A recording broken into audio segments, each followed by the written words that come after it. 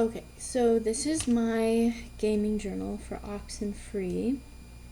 I just finished it, and oh my gosh, in my last one, um, I played through the whole ending, and then I saw on the menu that you could continue playing, and so as if like a second playthrough, and again, the characters were like, didn't we do this before? Like, very much breaking the fourth wall. And so, apparently, and I looked it up, like, apparently, if you do a whole second playthrough, like, you can complete the whole game again. There's, like, little Easter eggs throughout the entire thing where Alex, the main character, is like, I know what you're gonna say, like, we did this before. And it's, like, the second playthrough. And so, apparently, the epilogue after the second playthrough is a scene where Ren, Alex, and Jonas don't go to the island, and like Alex gets a message from her alternate self that did go to the island and warns her not to come there. So that's crazy. That this was probably one of the coolest games I've ever played, especially sorry, I'm just trying to find. Okay, especially like with all the time loops and like the decisions. That was so crazy. So, I guess final thoughts.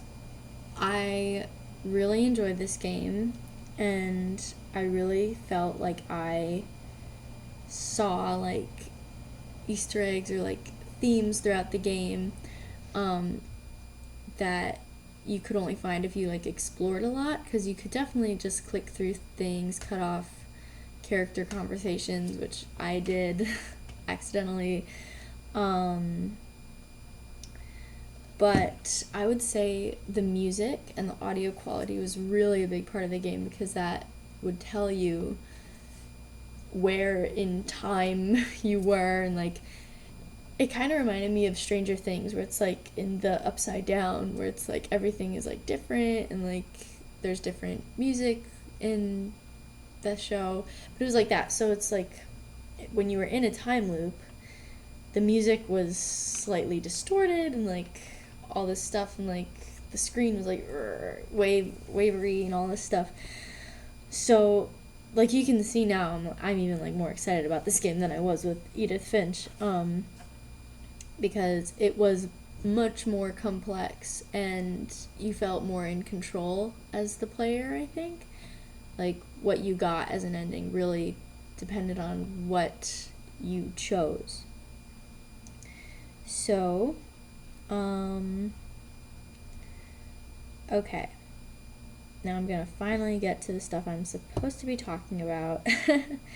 So, the mechanics, it was pretty easy. It was just WASD. You could walk a lot of places. I'm wondering if, and then like the right mouse key or shift key was to pick up the radio to contact the ghosts, like space to jump and all that stuff. But I do wonder if there were spots where I could pick up the radio and talk with the ghosts at times that I didn't, but I'm not sure if that would happen, since that is very much center to the plot. So it seems like it wouldn't be like, oh, you do or don't talk to them, like, you know. Design, I loved the design and the graphics of this game. It was like cartoon style and like drawn and not realism, but it was so well done. Like at times I comment in my gaming journals saying like, oh my gosh, like I love the background of this, when you're supposed to just be watching where your characters are walking or picking dialogue, but the environment in the game is just so pretty. They did a really good job with the art. And also they did a good job with creating a spooky, like, kind of 3D experience, because it's a cartoon graphic design. It's not real, or like consider like Breaking Dawn, where it's like kind of hyper realistic characters and like it's very scary, but like this is not realistic, but it's just unsettling. Probably because of how the audio works and, you know, distorted music is never a pleasant thing to listen to, so probably a big part of that.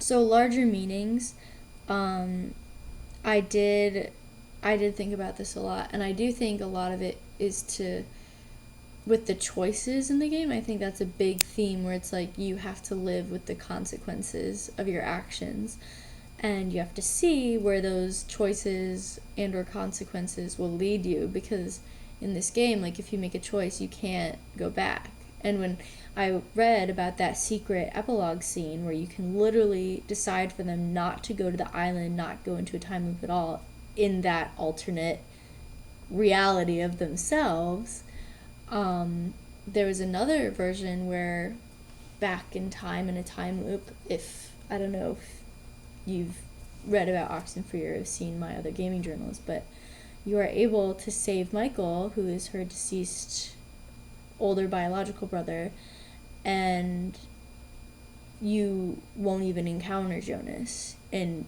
the alternate next reality. So it's like there's so many things that can happen in this game. And then in the epilogue too, there was statistics of every single player who had played this, saying you and, so like for mine, an example was you and 33% of other players did not have Ren and Nona date, which were two characters. So it's like they could have started a long distance relationship in college, but then based on choices that I made, they did not. At like the very beginning of the game. So it's very much like seeing the consequences of what you choose can affect a lot in the future. And I think that's the biggest theme to this game. I mean, I do think like also a theme is death, where it's like you had these minors who wanted to live through these teenagers because they got cheated out of their life. But it's also like, and I made comments about this throughout the entire game, but you know, like, it was an unfortunate accident that happened to those miners on the island, but their time was over and they didn't accept that. So I guess a theme about that could be live your life to the fullest. But even though I'm sure the miners probably were living their life to the fullest, something happened that was out of their control, which could possibly be another theme. Like, there are things in life that are out of your control that you can't predict that could happen, like Michael's death or all this stuff. And probably that just every action has an equal and opposite reaction, or something like that. Like, every event will lead to something else. I don't know. It's just crazy to think about. It just feels like going down a rabbit hole with this game. Like, you can definitely play this game over and over again and find different things. Yeah, so I think that's it, but I literally made 3 gaming journals today because I love this game. I'm very glad I chose this as my second gaming journal. Yeah, anyways, maybe you should play it, Dr. Whalen, if you're watching this, if you had watched all the way to the end. I don't know if you have. But I know you said you hadn't played it before. I would definitely recommend that you do, because it is a very, like, mind twist game as well. Okay, yeah. But anyways, bye.